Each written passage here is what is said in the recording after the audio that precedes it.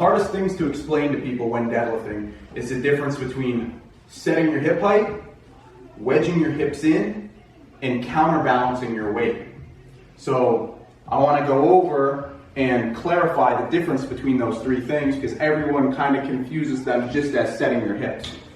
So I'm just going to set up in a sumo style because you don't wedge your hips in for conventional, so sumo will apply to all three.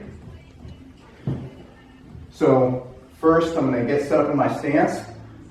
To wedge your hips, you do not need to set your hips. So this is me lowering my hips down. That's me setting my hip height, right? So if I were to grab the bar and I lower my hips, that's setting my hip height, right? Because I'm physically lowering where my hip is. It's here, and now it's down here.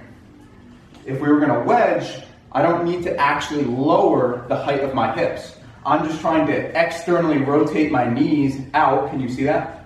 Externally rotate my knees out and try to bring my hips in closer to the bar.